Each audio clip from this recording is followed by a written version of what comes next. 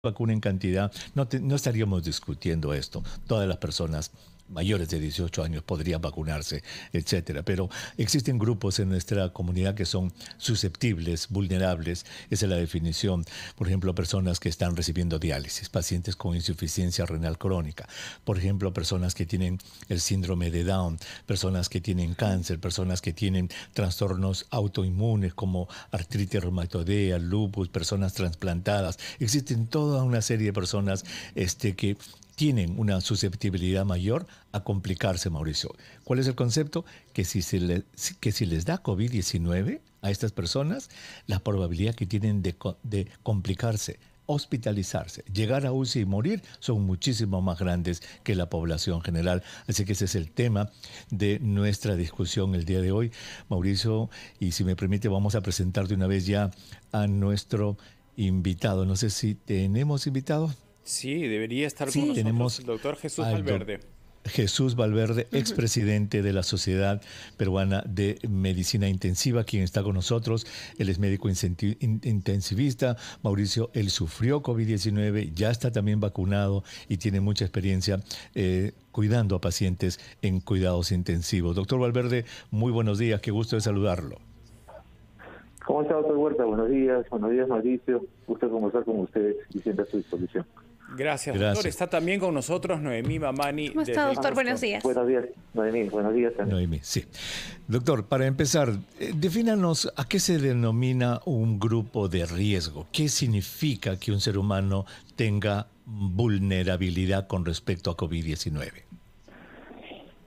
Bueno, durante la pandemia hemos estado identificando pacientes que tienen cierta predisposición o facilidad de poder hacer esta enfermedad.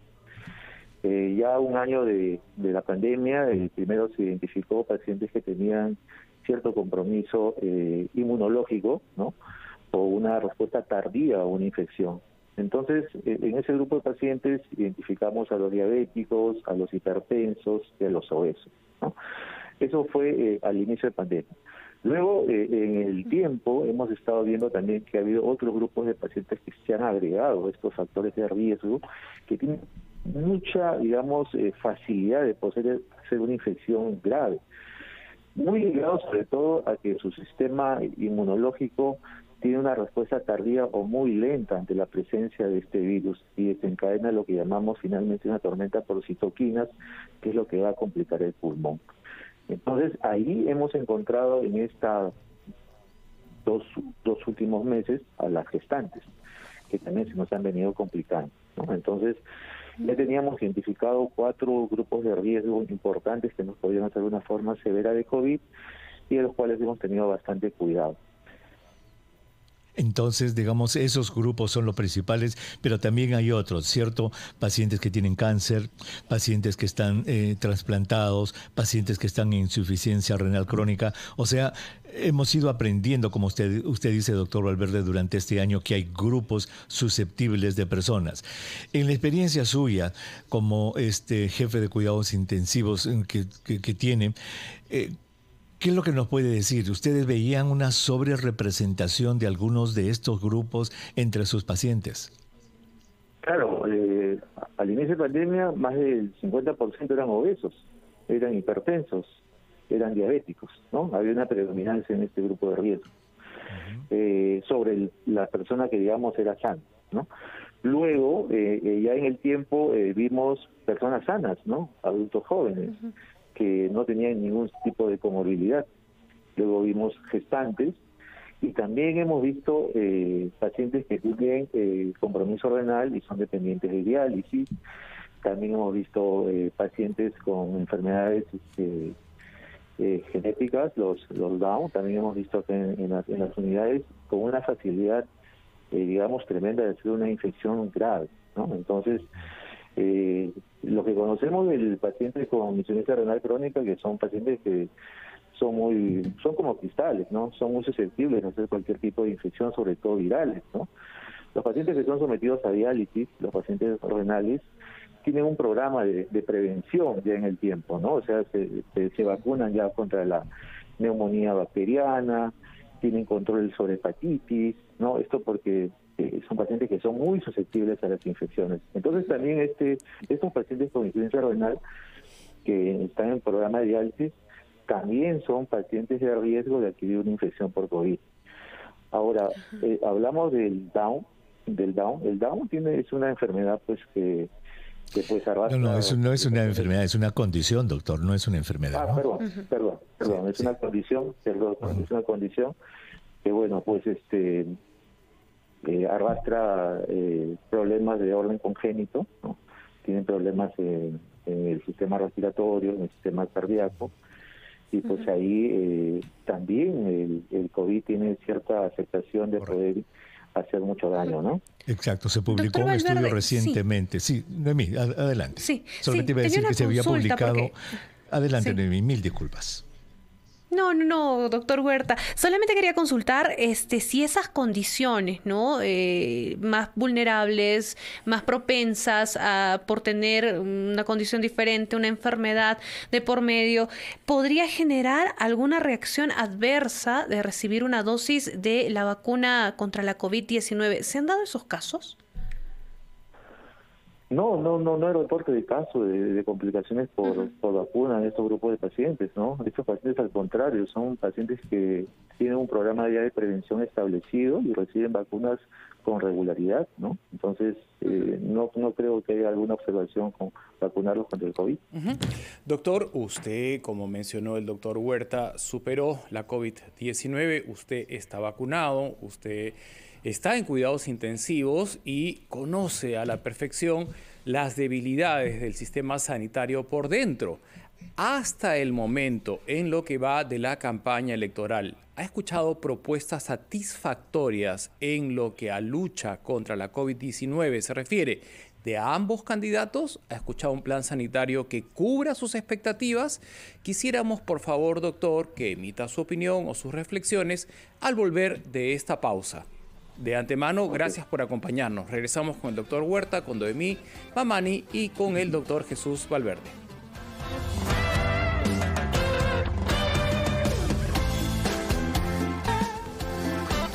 Estamos en Encendidos por RPP, la voz del Perú. Mauricio Fernandini, el doctor Elmer Huerta y Noemí Mamani desde la ciudad imperial de Cusco los acompañamos esta mañana y vamos con información en vivo antes de continuar con el programa, pero tenemos que contactarnos con Stephanie Pineda porque este martes serán vacunadas las personas que presentan síndrome de Down.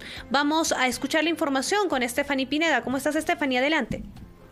¿Qué tal, Noemí, Mauricio, doctor Huerta? Buen día, directo en directo. Así es, en realidad desde el día martes, como ustedes lo han anunciado, 7 de la mañana, se espera recibir a la población que tiene síndrome de Down. Lo que ha indicado el presidente de la Sociedad Peruana de Síndrome de Down, el señor Pablo Gómez, es que se estima en realidad que esta población sea de 10.000 personas a nivel nacional y todos ellos van a ser inmunizados de forma paralela junto a los adultos mayores. Vamos a escuchar en estos momentos las declaraciones del señor Pablo Gómez, repetimos, presidente de la Sociedad Peruana de Síndrome de Down. Lo que entendemos es que como no hay un registro previo, las personas pueden acercarse y vacunarse con su DNI. Eso es también lo adecuado, porque el COVID-19 puede afectar de manera muy severa y muy grave a las personas con síndrome de Down, sobre todo los que tienen arriba de 30 años. El impacto es similar al de una persona que no tiene síndrome de Down y que tiene 70, 80 años. Y efectivamente también, como lo había corroborado ya el doctor Huerta, es una población muy importante para que sea vacunada y se logre también muy pronto también así la inmunidad más adelante cuando ya toda la población peruana esté vacunada. Lo que ha indicado también el señor Pablo Gómez es que también se va a iniciar la vacunación, pero también recordemos, para los que reciben tratamiento de hemodiálisis, estos dos grupos, del grupo de síndrome de Down con las personas que reciben tratamiento de hemodiálisis, se estima que serán alrededor de 15.000 personas y solamente se van a poder acercar a los puntos de vacunación ya establecidos con su DNI porque ellos no tienen una fecha programada o una hora estimada, solamente los puntos de vacunación que ya se conocen a nivel nacional. Directo en directo, RPP Noticias. Muchísimas gracias, Stephanie Pineda. Efectivamente, salió un estudio, Mauricio, Noemí, en febrero de este año que dice que las personas que tienen un síndrome de Down y que tienen más de 40 años tienen 3 veces más mortalidad que las personas que no tienen síndrome de Down, y la principal causa de muerte en ellas es la neumonía, de tal modo que es fabuloso que se vayan a empezar a vacunar el día de mañana. Estamos en Encendidos, Mauricio Fernandini, Noemí Mamani, desde la ciudad imperial del Cusco. Quien les habla, el doctor Elmer Huerta. Estamos conversando, para los que recién se unen a nuestra transmisión, con el doctor Jesús Valverde, expresidente de la Sociedad Peruana de Medicina Intensiva. Mauricio, y tú habías dejado una pregunta pendiente. Por favor, te ruego que se la repitas al doctor. Muchas gracias, doctor Huerta. En efecto, le agradecemos mucho al doctor Valverde y queríamos aprovechar su vasta experiencia en el sector salud. Además, está vacunado, ha superado una infección de COVID-19. Sí, en lo que va de la campaña, ha recibido propuestas que cubran sus expectativas en lo que consideramos prioritario, que es la estrategia para enfrentar a la COVID-19 en los próximos meses. Sí, claro. Bueno, hemos escuchado propuestas de control de pandemia que esencialmente están orientadas a la vacunación, ¿no? Que lo consideramos muy prioritario, ¿no? Pero hasta que no se alcance el nivel adecuado en la población, necesitamos reforzar nosotros el trabajo que venimos realizando a nivel del sistema hospitalario y a nivel 1 y 2, ¿no? Fundamentalmente creemos que el tema de reactivar el nivel 1 y 2 es fundamental para que sea como una contención adecuada para que estos pacientes no lleguen de una forma tan grave a los hospitales, ¿no? A los niveles 3. Y necesitamos pues que los niveles 1 y 2 tengan oxígeno, fundamentalmente, ¿no? Porque es la principal herramienta para frenar la progresión de la enfermedad a una forma severa. Luego, me parece que nadie ha tocado el tema del personal de salud, ¿no? Nosotros en realidad estamos bastante tiempo trabajando en esto. No tenemos un programa de protección al personal de salud en COVID, ¿no? Venimos trabajando un año, ¿no? De manera sostenida. No hay programas de salud mental, de prevención. Quizás sí hemos tenido, la prioridad en la vacunación por ser primera línea, pero más allá de esto no hay ningún tipo de plan acerca del personal de salud, que ha sido muy importante para contener tanto la primera y segunda ola, ¿no? Uh-huh. En cuanto al oxígeno, es fundamental, ¿no? Que se active en todos los niveles, ¿no?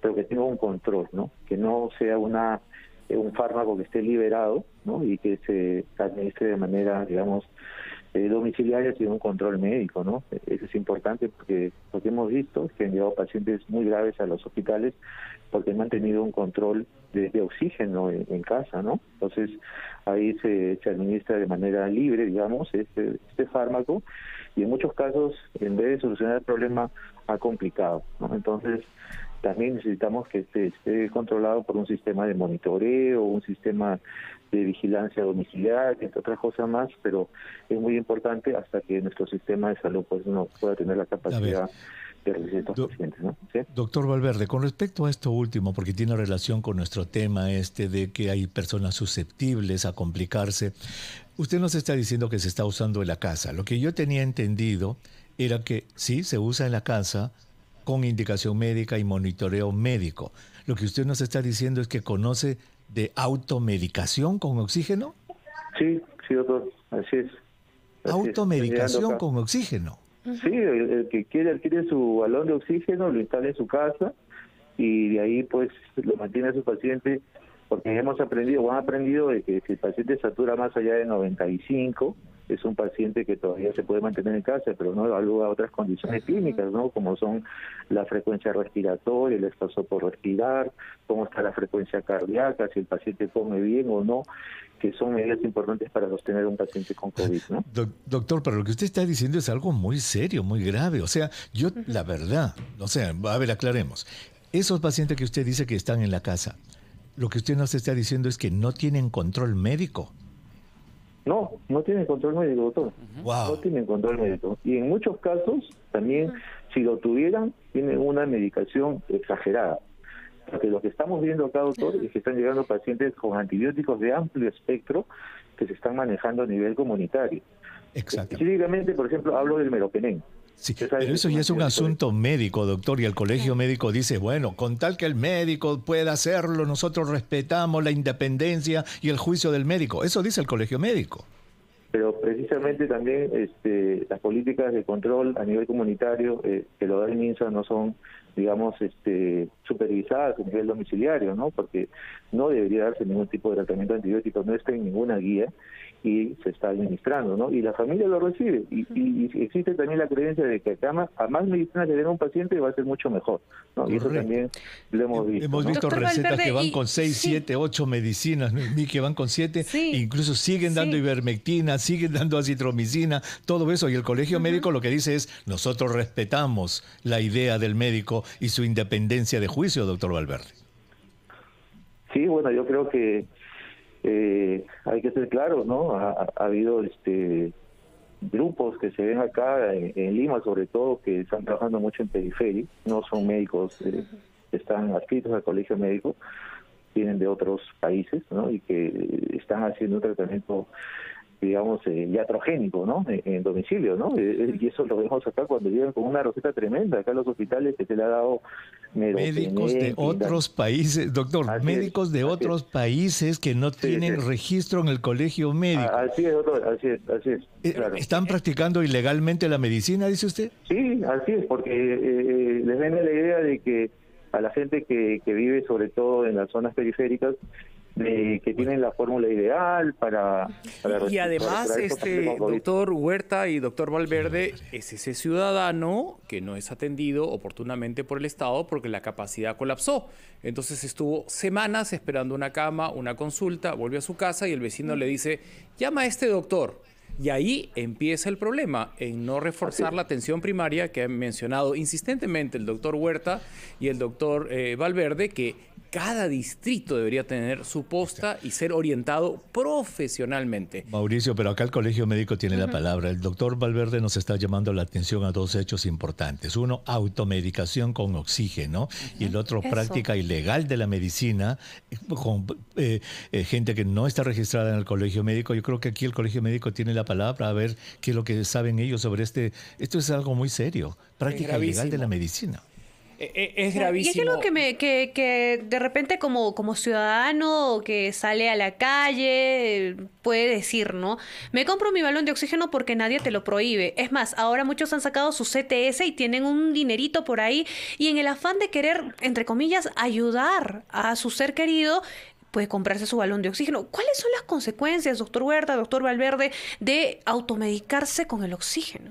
Sería interesantísimo escuchar la opinión de ambos al volver de la pausa, Noemí. Es algo que está pasando, doctor, en todo el país. Ojo, no solo es un tema de Lima capital. En la desesperación de salvar la vida de la madre, el padre, la abuelita, ¿no?, monitoreados por teléfono o hemos visto orientados por el internet, ellos suministran el oxígeno a su ser querido. Eso es algo que está ocurriendo, ¿no?, dentro de un contexto donde el Estado no ha podido llegar a todos los peruanos en plena la pandemia. Vamos a volver con ambas opiniones, por favor. Los comprometemos a seguir orientando a nuestros oyentes en el siguiente bloque.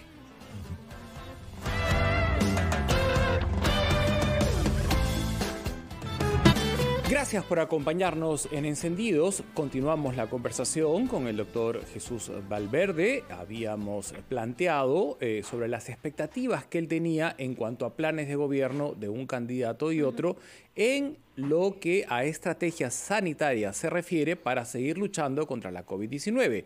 El doctor Valverde considera que es imperativo terminar con la automedicación. Le llegan pacientes sobremedicados con antibióticos y algo que le ha llamado poderosamente la atención al doctor Huerta es que se esté usando en casi todos los hogares del país el oxígeno de manera casi autodidacta. Ponen un tutorial en YouTube y un pariente le suministra el oxígeno a otro. El doctor Jesús Valverde dice que esto tiene que terminar y que las autoridades tienen que encontrar la forma que nadie se quede sin oxígeno y que nadie use arbitrariamente el oxígeno, no, sino que esté en manos de profesionales de la salud. Hasta aquí habíamos llegado, creo que el resumen está clarísimo, y el doctor Huerta pedía, ¿no?, que el Colegio Médico se pronuncie, porque el tema de la automedicación nos ha jugado en contra desde el primer día de la pandemia.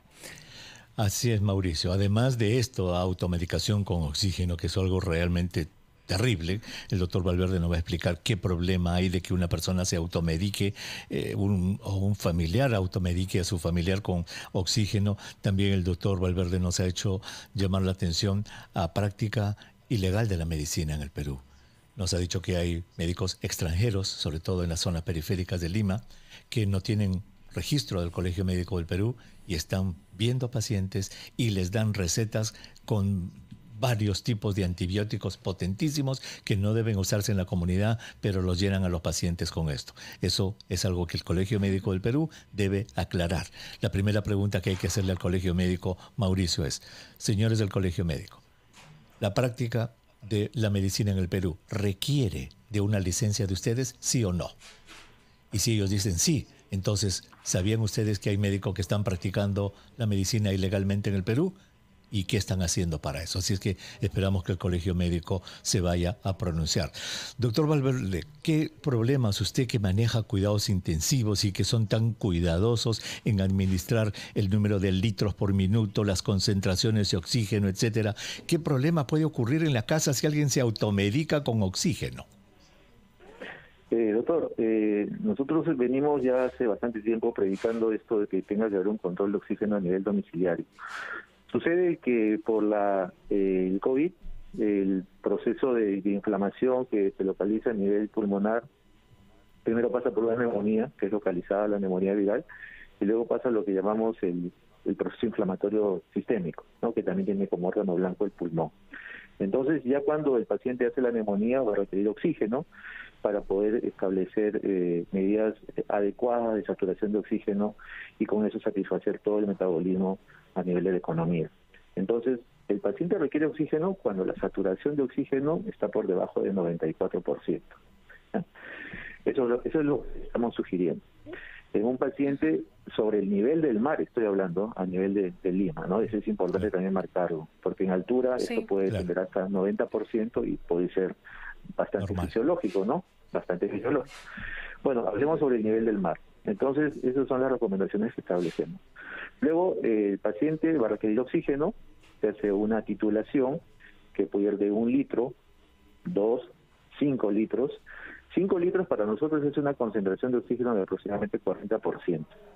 ¿No? Hasta ahí no se reportan complicaciones por la administración de oxígeno. Pero las recomendaciones indican de que si pasara más allá del 60% de concentración de oxígeno, ya pasa una toxicidad por oxígeno. Entonces, si este pulmón está inflamado por el COVID y comienza a hacer toxicidad por oxígeno, este pulmón se va a seguir inflamando, ¿no? Esos son los efectos adversos. La pregunta que quiero hacerle: en la casa, sin una supervisión adecuada, con la mascarilla, lo que quiera que están usando, ¿se puede llegar a ese 60% o más? Mire, la recomendación que hacemos es de que no se administre en casa más allá de 6 litros de oxígeno. Cuando el paciente ya requiere más allá de esto, pasa un dispositivo que se llama máscara con bolsa de reservorio. Y esto tiene concentraciones de oxígeno que pueden llegar hasta el 90%, ¿no? Y eso es lo que hemos visto acá. Llegan pacientes a los hospitales con su máscara de oxígeno por reservorio con una concentración de 90%, con franca insuficiencia respiratoria, y que probablemente haya sumado la toxicidad por oxígeno para que llegue a esta condición tan grave. O sea, entonces, llegan a la emergencia del hospital con su máscara que se la ha estado administrando alguien en su casa, y usted dice que ese alguien no es un médico. Por supuesto, no es un médico, sino que la sugerencia que se da es de que se dé oxígeno hasta que la saturación de oxígeno mejore por encima del 92%. Eso es lo que hemos visto cuando llegan acá. Le preguntamos al paciente: ¿por qué tienes tanto litros de oxígeno? Porque me han dicho que tengo que saturar más de 92, ¿no? Y el paciente ya está entrando en un problema de COVID severo y también está entrando problemas de toxicidad por oxígeno por la concentración alta que tiene, ¿no? Y suma un proceso inflamatorio bastante severo. Bueno, En qué vez de serio, hacerle un bien, Mauricio le hacemos Noemí. un daño, entonces. Sí, definitivamente. En Cusco también se ve, doctor Valverde, doctor Huerta, Mauricio, estos mismos casos, y es por eso que yo le hacía esa consulta. En todo caso, ¿sería bueno tener un balón de oxígeno en casa, doctor Valverde? Bueno, yo por eso, nosotros recomendamos de que el uso de oxígeno en casa sea cuando hasta niveles de no más allá de 6 litros de oxígeno. De ahí ya vienen las complicaciones, ¿no? Sumadas por toxicidad. Y eso es lo que no estamos viendo, ¿no? Estamos liberando mucho el tratamiento de oxígeno y no sabemos informar acerca de los niveles de toxicidad. Y que sea médicamente supervisado, doctor. Ese es el punto aquí. Ese es el punto. Ahora, La gente... tener un balón de oxígeno en casa no sé si es peligroso también para los habitantes de la vivienda. También, así es, ¿no? Es un balón de gas, ¿no? Yo tenía una pregunta para ambos, para el doctor Huerta y para el doctor Valverde. Es público y conocido que una porción significativa de la población se está vacunando en otro país, ¿no? Independientemente de su edad, su condición económica lo permite, vuelven y se están poniendo la dosis adicional que les toca en Perú. ¿Qué opinión tienen de eso? O sea, si ya vienen de otro país con sus 2 dosis y están programados acá entre 70 y 80 y vuelven a ponerse, es decir, tienen 4 dosis, eso es algo arbitrario que no tiene sentido y estarían dejando sin esa dosis a alguien que la necesita, ¿o tiene algún sustento científico? No, a ver, yo empiezo, no tiene ningún sustento científico. Además, eso es un poco raro, ¿verdad, Mauricio? Yo no sé por qué las personas, a no ser de que haya como, qué sé yo, no es obligatorio que te vayas a vacunar. Si tú estás en el padrón y no te presentas porque ya te vacunaste en el extranjero, no pasa nada, ¿no es cierto? ¿O tienes alguna multa, Mauricio? Ninguna, en lo absoluto. Ninguna. Entonces, ¿por qué se va a vacunar la gente 2 veces? No entiendo. De repente porque piensan que es más eficaz. ¿No? Pero si se ha ido al extranjero, se ha ido precisamente porque buscando, entre comillas, vacunas más eficaces, y entonces ya cuando llega al Perú no debería vacunarse. Científicamente no hay nada, Mauricio, que digamos que le dé alguna ventaja. Lo que sí hemos escuchado, y quisiera preguntarle su opinión al doctor Valverde, es al revés. Se vacunaron con Sinopharm en el Perú, no confían, que se han hecho una prueba de anticuerpos, que eso podemos hablar otro día, que no tiene valor esto de las pruebas de anticuerpos que están ofreciendo, no está estandarizado, y eso se van al extranjero para repetirse la vacuna. ¿Qué opina usted de eso, doctor Valverde, que una persona que se vacunó con Sinopharm en el Perú se vaya a Estados Unidos, por ejemplo, a vacunarse con Pfizer porque no confía en Sinopharm? Sí, bajo la premisa de que se tomaron su dosaje de anticuerpos neutralizantes y salió bajo, ¿no? Porque eso también está sucediendo, ¿no? Y hoy en día la OMS indica de que eso no es un marcador, ¿no? Que te indique protección, ¿no? Entonces es un exceso, ¿no? Es un exceso. Es un exceso. Lo que están haciendo. Así es. No deberían hacerlo, obviamente. No deberían Muy bien. hacerlo. Así es. Queda clarísimo, doctor. Les agradecemos muchísimo a ambos las orientaciones tan claras que quedan escritas en piedra en los hogares del Perú. No a la automedicación de ningún tipo, por favor. Si se van a asesorar de un médico, tengan la certeza que sea un profesional colegiado, ¿no? Y que monitoree a alguien en su hogar el suministro de oxígeno, porque están llegando pacientes intoxicados de oxígeno que complican el manejo y salvarles la vida a los médicos intensivistas como el doctor Valverde. Se está extendiendo y entendemos las razones, doctor, de la desesperación, ¿no? Del pariente que dice yo te salvo la vida y empiezan a poner una cantidad de oxígeno desproporcionada que complica, ¿no?, el estado de su salud. Creo que esto ha quedado clarísimo y ojalá la población, repito, lo escribe en piedra, ¿no?, y no se automedique y no use el oxígeno arbitrariamente. Gracias, Mauricio. Hasta luego. Hasta luego, doctor Valverde. Muchas gracias por haber estado con nosotros. Muchas gracias. Buenos días a ustedes. Muchas gracias. Pausa y volvemos con más en Encendidos. Un abrazo, doctor Huerta.